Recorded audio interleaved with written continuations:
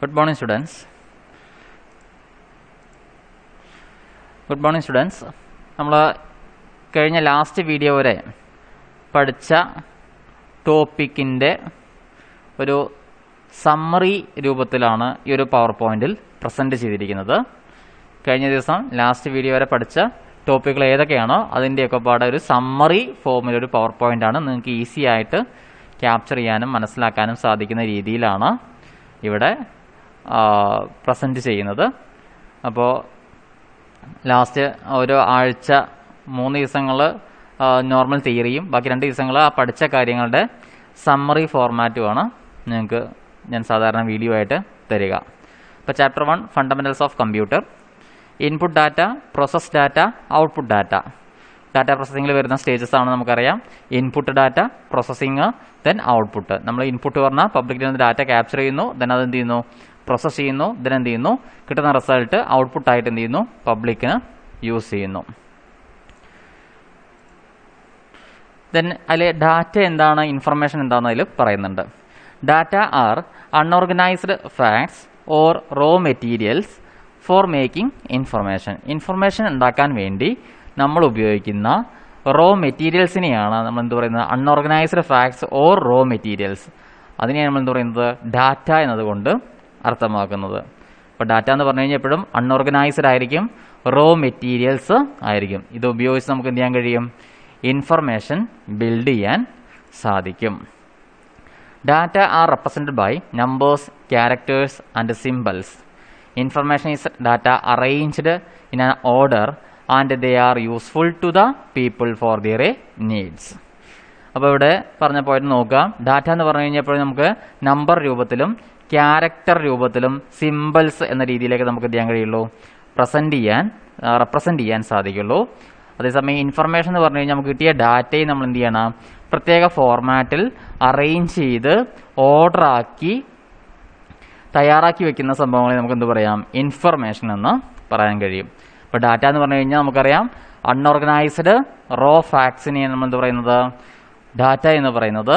ഇപ്പോൾ ഡാറ്റ എപ്പോഴും റെപ്രസെൻറ്റ് ചെയ്യുന്ന ഏതൊക്കെ എലമെൻറ്റ്സ് ഉപയോഗിച്ചാണ്, നമ്പേഴ്സ് ആവാം, ചിലപ്പോൾ ഏജ് ആവാം, ചിലപ്പോൾ ഡിസ്റ്റൻസ് ആവാം, ചിലപ്പോൾ എമൗണ്ട് ആവാം. അപ്പോൾ നമ്പേഴ്സ് രൂപത്തിലാണ് നമ്മൾ എന്ത് ചെയ്യുക, റെപ്രസെൻറ്റ് ചെയ്യുക. അതുപോലെ ക്യാരക്ടേഴ്സ് പറഞ്ഞാൽ എന്താണ്, നമ്മുടെ ആൽഫബറ്റ്സിനെ നമ്മൾ എന്ന് പറയുന്നത് ക്യാരക്ടേഴ്സ് എന്നുകൊണ്ട് അർത്ഥമാക്കുന്നത്. അതുപോലെ തന്നെ സിംബൽസ്, ഇതൊക്കെയാണ് എന്ത് പറയുന്നത്, ഡാറ്റയെ റെപ്രസെൻറ്റ് ചെയ്യാൻ വേണ്ടി ഉപയോഗിക്കുന്ന എലമെൻറ്റ്സ് എന്ന് പറയുന്നത്. അതേസമയം ഇൻഫർമേഷൻ എന്ന് പറഞ്ഞു കഴിഞ്ഞാൽ നമുക്ക് കിട്ടിയ ഡാറ്റയെ പ്രത്യേക ഓർഡറിൽ നമ്മൾ അറേഞ്ച് ചെയ്ത് എഴുതുകയാണെങ്കിൽ അത് മീനിങ് ഫുൾ ആയിരിക്കും, ദെൻ പീപ്പിൾസിന് എന്തായിരിക്കും, യൂസ്ഫുള്ളും ആയിരിക്കും. അവിടെ റിക്വയർമെൻറ്റ് എന്ത് ചെയ്യാൻ കഴിയും, സാറ്റിസ്ഫൈ ചെയ്യാൻ അതിലൂടെ സാധിക്കും, ഇതിലൂടെ ഇൻഫർമേഷനിലൂടെ സാധിക്കും. എക്സാമ്പിൾ അവിടെ കൊടുത്തിട്ടുണ്ട്, 17 രാജു SBT. ദെൻ നോർമലി ഇതെന്താണ്, ഒരു ഡാറ്റയാണ്. 17 എന്ന് പറഞ്ഞാൽ എന്താണ്, ഒരു നമ്പറാണ്. രാജു എന്ന് പറയുന്ന ഒരു പേരാണ്. SBT എന്ന് പറഞ്ഞൊരു ബാങ്കിൻ്റെ പേരാണ്. ഓക്കെ, അപ്പോൾ നോർമലി ഇത് നോക്കിക്കഴിഞ്ഞാൽ ഒരു ക്ലിയർ കട്ട് ഐഡിയ ഉണ്ടാവില്ല.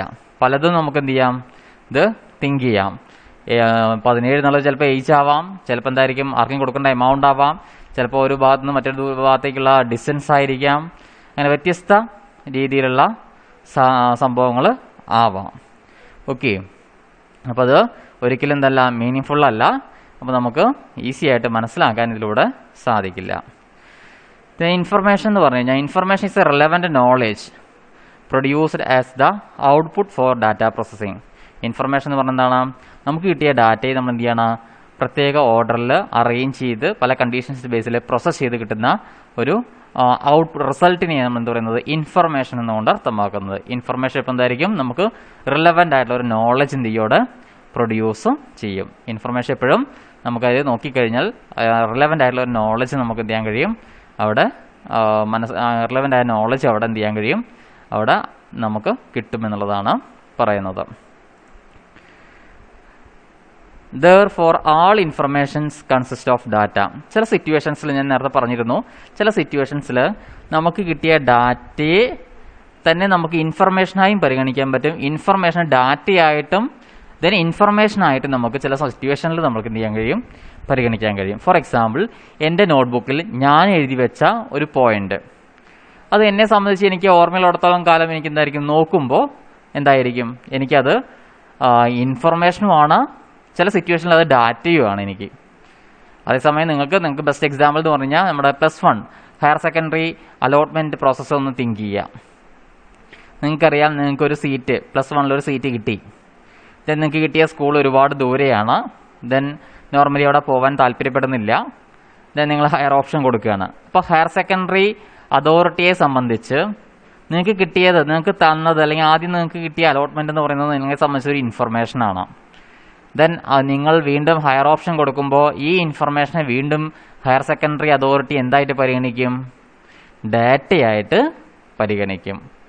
അതുകൊണ്ടാണ് ഇവിടെ എന്ത് പറയുന്നത്, therefore all information consists of data എന്നതുകൊണ്ട് പരിഗണിക്കുക. അപ്പോൾ അതിനുള്ള എക്സാമ്പിളാണ് പറഞ്ഞത്. നമ്മുടെ സ്വന്തം നോട്ട്ബുക്കിൽ നമ്മൾ എഴുതി വെച്ച കാര്യങ്ങൾ ഡാറ്റയുമാണ്, ഇൻഫർമേഷനുമാണ്.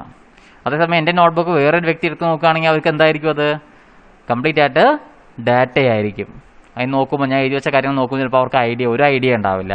പക്ഷേ എൻ്റെ നോട്ട്ബുക്ക് ഞാൻ തന്നെ എടുത്ത് നോക്കുമ്പോൾ എന്തായിരിക്കും, ഞാൻ ഇന്ന സമയത്ത് എഴുതി വെച്ചതാണ്, ഇന്ന സാറിൻ്റെ നമ്പറാണ്, അല്ലെങ്കിൽ ഇന്ന സാർക്ക് ഞാൻ കൊടുക്കാനുള്ള എമൗണ്ട് ആണ് എന്നുള്ളത് എനിക്ക് മനസ്സിലാകും. പക്ഷെ അത് ഓർമ്മയില്ലാതായി കഴിഞ്ഞാൽ നോർമലി എന്തായിരിക്കും, അത് ഡാറ്റയായി മാറും.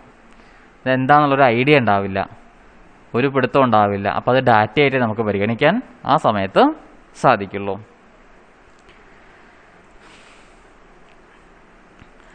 ദെൻ ഡാറ്റ ആൻഡ് ഇൻഫർമേഷൻ എന്താണെന്നുള്ള സിമ്പിൾ വേർഡ്സിൽ പറയുന്നുണ്ട്. In another words, data are set of arranged, unrelated and unordered raw facts that have confusion its meaning. Data എന്ന് പറഞ്ഞു കഴിഞ്ഞാൽ നമുക്കെന്താണ്, normally set of unarranged, unrelated, unordered raw ഫാക്ട്സുകളെ നമ്മൾ എന്ത് പറയുന്നത്, ഡാറ്റ എന്നതുകൊണ്ട് അർത്ഥമാക്കുന്നത്. പരസ്പര ബന്ധം ഉണ്ടാവില്ല, പ്രത്യേക ഓർഡർ ഉണ്ടാവില്ല. അതുപോലെ തന്നെ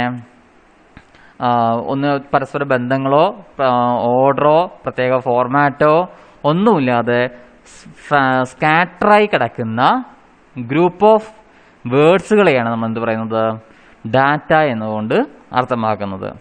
ഇത് നോക്കിക്കഴിഞ്ഞാൽ നമുക്കെന്തായിരിക്കും, അതിൻ്റെ മീനിങ് ആകെ കൺഫ്യൂഷനായിരിക്കും. ആകെ എന്താണെന്നുള്ളത് നമുക്ക് മനസ്സിലാക്കാനോ അല്ലെങ്കിൽ ഒന്നും ഒരു ഐഡിയ ഉണ്ടാവില്ല. അതിനെയാണ് നമ്മൾ എന്ത് പറയുന്നത്, ഡാറ്റ എന്നതുകൊണ്ട് അർത്ഥമാക്കുന്നത്. Then information is a set of organized, validated, corrected and collected data that are meaningful. Information എന്ന് പറഞ്ഞു കഴിഞ്ഞാൽ നമുക്ക് എന്താണ്, കിട്ടിയ ഡാറ്റയെ പ്രത്യേക ഫോർമാറ്റിൽ നമ്മൾ ഓർഡർ ആക്കി, വാലിഡേറ്റ് ചെയ്ത്, കറക്റ്റ് ചെയ്ത്, പ്രത്യേക ഫോർമാറ്റിലൊക്കെ അറേഞ്ച് ചെയ്ത് ഓർഡറാക്കി എഴുതിയിട്ടുള്ള ഗ്രൂപ്പ് ഓഫ് ഡാറ്റാസിനെയാണ് നമ്മൾ എന്ത് പറയുന്നത്, ഇൻഫർമേഷൻ എന്നതുകൊണ്ട് അർത്ഥമാക്കുന്നത്. അപ്പോൾ information is a set of organised, validated, corrected and collected data that are meaningful. Then next, data ഇൻഫർമേഷനുള്ള എക്സാമ്പിൾസ് ആണ് പറയുന്നത്. Let us take example to differentiate between data and information. എക്സാമിന് എപ്പോഴും ചോദിക്കുന്ന ഒരു ടോപ്പിക് കൂടെയാണ് ഡാറ്റയും ഇൻഫർമേഷനും തമ്മിലുള്ള ഡിഫറൻസ്, അങ്ങനെയുള്ള കാര്യങ്ങളൊക്കെ എങ്ങനെ വ്യത്യാസപ്പെട്ടിരിക്കുന്നുള്ള കാര്യങ്ങളൊക്കെ ചോദിക്കുന്നതാണ്. അപ്പോൾ നോക്കാം. എക്സാമ്പിളിലൂടെ നമ്മൾ പറയുന്നത്, നമുക്ക് തന്നിരിക്കുന്ന ഒരു എക്സാമ്പിളാണ് കുമാർ 65 കേരള. കുമാർ എന്ന് പറഞ്ഞൊരു പേരാണ്, 65 എന്ന് പറയുന്നത് ഒരു നമ്പറാണ്, കേരള എന്ന് പറയുന്നത് ഒരു സ്റ്റേറ്റിൻ്റെ പേരാണ്. അപ്പോൾ നോക്കിക്കഴിഞ്ഞാൽ കുമാറാണ്, 65 ആണ്, കേരളയാണ്. ഒരു 3 കാര്യങ്ങൾ നമുക്ക് 3 എലമെൻറ്റ്സ് അവിടെ തന്നിട്ടുണ്ട്. ഈ എലമെൻറ്റ്സ് എന്താണ് സൂചിപ്പിക്കുന്നത്? ഒരു പേരുണ്ട്, ഒരു നമ്പറുണ്ട്, ദെൻ എന്താവാം, ഒരു കേരളയുണ്ട്. അപ്പോൾ നോർമലി ഇത് നമുക്ക് എന്താവാം, ഈ 65 എന്നുള്ളത് വേണമെങ്കിൽ നമുക്ക് ചിലപ്പോൾ അയാളുടെ ഏജ് ആയിരിക്കാം, ചിലപ്പോൾ എന്തായിരിക്കാം, അയാൾ ആർക്കെങ്കിലും കൊടുക്കേണ്ട എമൗണ്ട് ആയിരിക്കാം, ചിലപ്പോൾ ഒരു സ്ഥലത്ത് നിന്ന് മറ്റൊരു സ്ഥലത്തേക്ക് പോകേണ്ട അയാളുടെ വീട്ടിലേക്കുള്ള ദൂരമാവാം, അങ്ങനെ വ്യത്യസ്ത കാര്യങ്ങൾ, ചിലപ്പോൾ അയാളുടെ ഹൈറ്റ് ആവാം. ഓക്കെ, പല കാര്യങ്ങളാവാം. നമുക്ക് എന്താണെന്നുള്ളത് ക്ലിയർ ആയിട്ട് മനസ്സിലാക്കാൻ സാധിക്കില്ല. ഇപ്പോൾ ഡാറ്റയുടെ പ്രത്യേകത അതാണ്.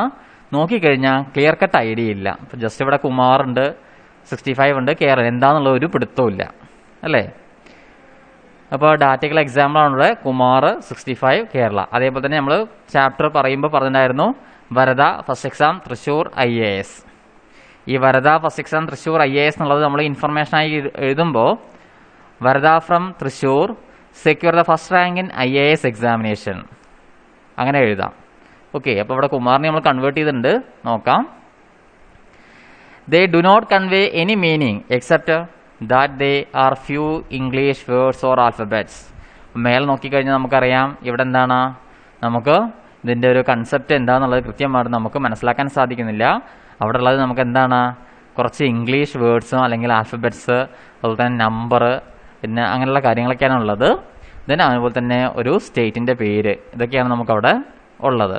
അപ്പോൾ നോക്കിക്കഴിഞ്ഞാൽ എന്താണെന്നുള്ളത് കൃത്യമായിട്ട് ഡാറ്റ എന്ന് പറഞ്ഞു കഴിഞ്ഞാൽ നമുക്ക് കൃത്യമായിട്ട് നോക്കിക്കഴിഞ്ഞാൽ എന്താണെന്നുള്ളത് ഒന്നും തന്നെ മനസ്സിലാക്കാൻ സാധിക്കാത്ത സംഭവങ്ങളെ നമ്മൾ എന്ത് പറയുന്നത് ഡാറ്റ എന്നതുകൊണ്ട് അർത്ഥമാക്കുന്നത്. But suppose that the same data are arranged as given below and then it would be information. അപ്പോൾ നമുക്ക് മേലെ തന്നിരിക്കുന്ന ഡാറ്റയെ എന്ത് ചെയ്തിരിക്കുകയാണ്, ഞാനിവിടെ ഒരു പ്രത്യേക ഫോർമാറ്റിൽ പ്രത്യേക ഓർഡറിൽ അറേഞ്ച് ചെയ്ത് എഴുതിയിരിക്കുകയാണ്.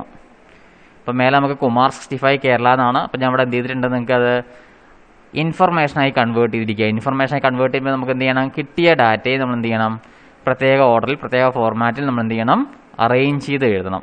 അപ്പോഴാണ് എന്താവുന്നത്, അത് ഇൻഫർമേഷൻ ആവുന്നത്. ഓക്കെ, അപ്പോൾ ഇവിടെ ആ എക്സാമ്പിളിനെ ഇൻഫർമേഷനായി കൺവേർട്ട് ചെയ്തിരിക്കുകയാണ്. Kumar aged 65 is staying Kerala. Staying in Kerala, അതായത് കുമാർ എന്ന വ്യക്തിക്ക് 65 വയസ്സുണ്ട്, വ്യക്തി കേരളയിലാണ് സ്റ്റേ ചെയ്യുന്നത്. ഓക്കെ, ഇപ്പോൾ നമുക്ക് വായിക്കുമ്പോൾ എന്താണെന്നുള്ളത് ക്ലിയർ ആവും, മനസ്സിലാവും, ആ കൺസെപ്റ്റ് ഐഡിയ എന്താണെന്ന് നമുക്ക് മനസ്സിലാവുന്നുണ്ട് അല്ലേ. അപ്പോൾ ഇങ്ങനെ ഒരു പ്രത്യേക ഫോർമാറ്റിൽ ഓർഡറിൽ അറേഞ്ച് ചെയ്ത് എഴുതി കഴിഞ്ഞാൽ അതിനെ നമുക്ക് എന്തായി പരിഗണിക്കാം, ഇൻഫർമേഷനായി പരിഗണിക്കാം. അപ്പോൾ മേൽ തന്ന അതേ സാധനം തന്നെയാണ് നമ്മൾ എന്ത് ചെയ്തിരിക്കുന്നത്, ഇവിടെ ഇൻഫർമേഷനായി കൺവേർട്ട് ചെയ്തിരിക്കുന്നത്. അപ്പോൾ എക്സാമിന് എപ്പോഴും നിങ്ങൾക്ക് ഒരു ക്വസ്റ്റ്യൻ ഷുവറാണ്, ഡാറ്റ തരും, ഡാറ്റ തന്നിട്ട് എന്ത് ചെയ്യും, അത് ഇൻഫർമേഷനായി കൺവേർട്ട് ചെയ്യാൻ പറയും. 1 മാർക്കിൻ്റെ ഒരു ക്വസ്റ്റ്യൻ ഷുവറായിട്ടും ചോദിക്കും. ദെൻ നെക്സ്റ്റ് ആണ് ഡാറ്റ പ്രോസസ്സിംഗ്. ഡാറ്റ പ്രോസസ്സിംഗ് പറഞ്ഞാൽ എന്താണ്, കഴിഞ്ഞ ദിവസം പഠിച്ച ടോപ്പിക്കാണ് data processing. It is the activity to convert data into information. Data processing പറഞ്ഞാൽ എന്താണ്, നമ്മൾ കിട്ടിയ ഡാറ്റയെ ഇൻഫർമേഷനായി കൺവേർട്ട് ചെയ്യുന്ന ആക്ടിവിറ്റിയാണ് നമ്മൾ എന്ത് പറയുന്നത്, ഡാറ്റ പ്രോസസ്സിംഗ് എന്നതുകൊണ്ട് അർത്ഥം ആക്കുന്നത്. The activities in data processing are, ഒന്നാമത്തെ നമ്മൾ ഈ താഴെ പറയുന്ന ആക്ടിവിറ്റീസാണ് ഡാറ്റ പ്രോസസ്സിംഗ് നമ്മൾ ഡാറ്റ പ്രോസസ്സിംഗ് ആക്ടിവിറ്റീസ് ആയിട്ട് വരുന്നത്. ഒന്നാമത്തെ ക്യാപ്ചറിങ് ഡാറ്റ, ഒന്നാമത്തെ എന്താണ്, ക്യാപ്ചറിങ് ഡാറ്റ. രണ്ടാമത്തെ ഇൻപുട്ട്, മൂന്നാമത്തെ സ്റ്റോറേജ്, നാലാമത്തെ മാനിപ്പുലേറ്റിംഗ് ഡാറ്റ, അല്ലെങ്കിൽ അതിന് മറ്റൊരു പേരാണ് processing. Okay, then output the result and distribution. Then next ഓരോന്നും എന്താണെന്ന് ഡീറ്റെയിൽ ആയി പറയുന്നുണ്ട്. Data processing activities. Data processing consist of the following activities: capturing the input data, input, storage, process, output. ഇപ്പോൾ data processing നമുക്ക് ഈ പറഞ്ഞ stages ആണുള്ളത്, 5 activities ആണുള്ളത്. ക്യാപ്ചറിങ് ദ ഇൻപുട്ട് ഡാറ്റ, പബ്ലിക്കിൻ്റെ കയ്യിൽ നിന്ന് നമ്മൾ എന്ത് ചെയ്യണം, ഡാറ്റ കളക്ട് ചെയ്യുന്നു. കളക്ട് ചെയ്ത ഡാറ്റയെ നമ്മൾ എന്ത് ചെയ്യുന്നു, 3 ഇൻപുട്ട് ഡിവൈസ് വഴി, കീബോർഡ്, മൗസ്, കമ്പ്യൂട്ടറിലുള്ള ഇൻപുട്ട് ഡിവൈസസ് വഴി നമ്മൾ എന്ത് ചെയ്യുന്നു, കമ്പ്യൂട്ടറിലേക്ക് എൻ്റർ ചെയ്യുന്നു. ആ എൻ്റർ ചെയ്യുന്ന അറ്റ് ടൈം എന്ത് സംഭവിക്കും, ഇവിടെ കമ്പ്യൂട്ടറിനകത്ത് അത് സ്റ്റോർ ആവും. സ്റ്റോർ ചെയ്ത ഡാറ്റ എന്ത് ചെയ്യുന്നു, പല കണ്ടീഷൻസിൻ്റെ ബേസിൽ പ്രോസസ്സ് ചെയ്യാനായിട്ട് നമ്മൾ എന്ത് ചെയ്യുന്നു, അവിടെ റിട്രീവ് ചെയ്യുന്നു. പ്രോസസ്സ് ചെയ്ത ശേഷം പ്രോസസ്സ് ചെയ്ത് കിട്ടുന്ന റിസൾട്ട് വീണ്ടും അവിടെ സ്റ്റോർ ആവും. അത് നമ്മൾ ഡയഗ്രാമിൽ കാണിച്ചിട്ടുണ്ടായിരുന്നു.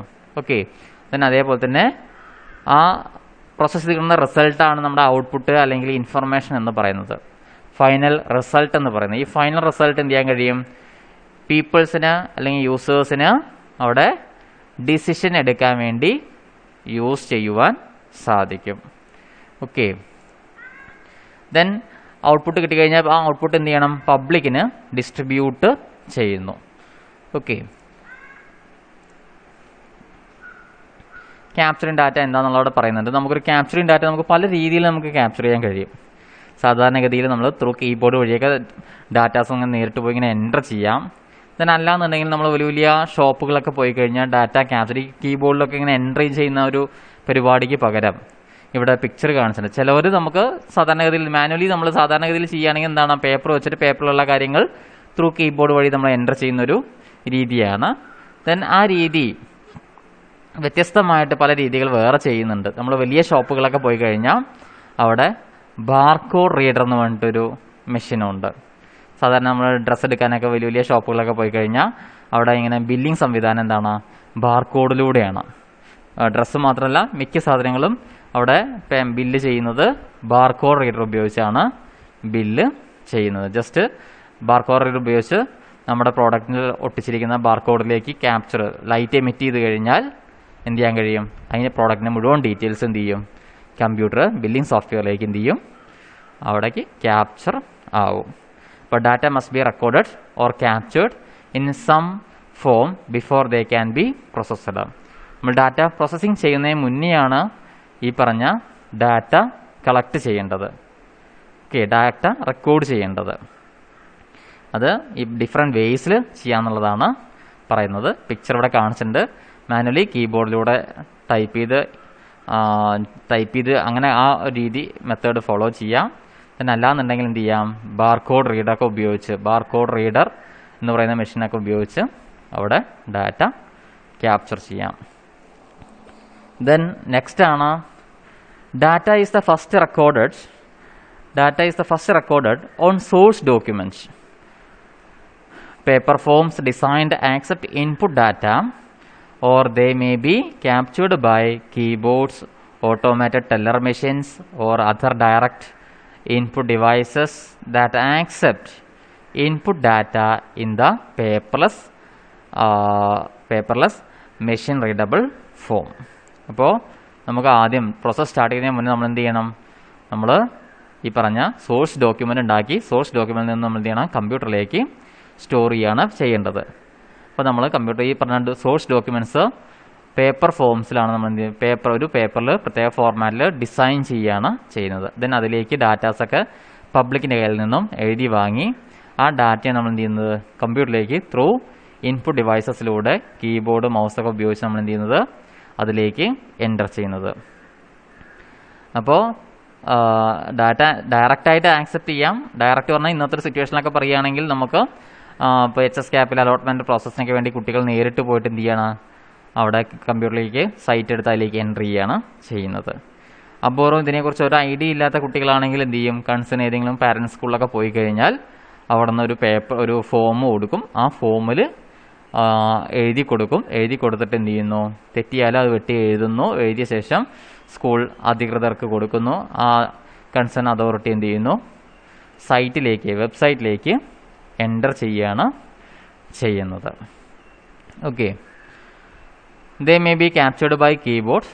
ദെൻ അതർവൈസ് ഈ പറഞ്ഞ കീബോർഡിലൂടെ നമുക്കിങ്ങനെ എൻ്റർ ചെയ്യാം. Then otherwise automated teller machine, നമുക്കറിയാം ATMലൊക്കെ നമ്മൾ ഡയറക്റ്റ് എൻ്റർ ചെയ്തിട്ടൊക്കെ എന്ത് ചെയ്യുന്നുണ്ട്? അവിടെ നമ്മൾ ഇൻപുട്ട് ചെയ്യുന്ന ഡാറ്റ കമ്പ്യൂട്ടറിൽ സ്റ്റോർ ആവുന്നുണ്ട്. ഡയറക്റ്റ് എൻട്രി ആണ് അതൊക്കെ. നമ്മൾ ക്യാഷ് വിഡ്രോ ചെയ്യാൻ പോയി, കാർഡ് സ്വൈപ്പ് ചെയ്തു, ശേഷം നമ്മുടെ ATMൻ്റെ 4 ഡിജിറ്റ് പിന്നെ എൻ്റർ ചെയ്യാൻ വേണ്ടി പറയുന്നു. അപ്പോൾ കീബോർഡ് ഉപയോഗിച്ച് നമ്മൾ എൻ്റർ ചെയ്യുന്നു. ATM കൗണ്ടർ, ATM പറഞ്ഞാൽ അറിയാലോ, automated teller machine. Cash withdraw ചെയ്യാൻ പോകുമ്പോൾ കാർഡ് സ്വൈപ്പ് ചെയ്ത ശേഷം അവിടെ കാണിക്കും 4 ഡിജിറ്റ് പിന്നെ എൻ്റർ ചെയ്യാൻ വേണ്ടി പറയും. ഈ 4 ഡിജിറ്റ് പിന്നെ എൻ്റർ ചെയ്യുമ്പോൾ നമ്മൾ ഒറ്റ ടൈം എന്ത് ചെയ്യുന്നു? ഡയറക്റ്റ് എൻ്റർ ചെയ്യുന്നു. ഡയറക്റ്റ് എൻ്റർ ചെയ്യുമ്പോൾ എന്ത് ചെയ്യുന്നു? ആ എൻ്റർ ചെയ്യുന്ന പിൻ കോഡ്, ആ ഹിസ്റ്ററീസ്, നമ്മളവിടെ നടത്തിയ ട്രാൻസാക്ഷൻ്റെ ഹിസ്റ്ററീസ്, നമ്മൾ എൻ്റർ ചെയ്ത കോഡ് ഉൾപ്പെടെ പാസ്വേഡ് രൂപത്തിൽ എന്ത് ചെയ്യും? കൺസേൺ ബാങ്കിൻ്റെ സെർവറിൽ എന്ത് ചെയ്യും? സ്റ്റോർ ചെയ്യും. ഫ്യൂച്ചറിൽ എന്തെങ്കിലും ഇഷ്യൂസ് വരികയാണെങ്കിൽ അത് സോൾവ് ചെയ്യാനായിട്ടാണ് എന്ത് ചെയ്യുന്നത്?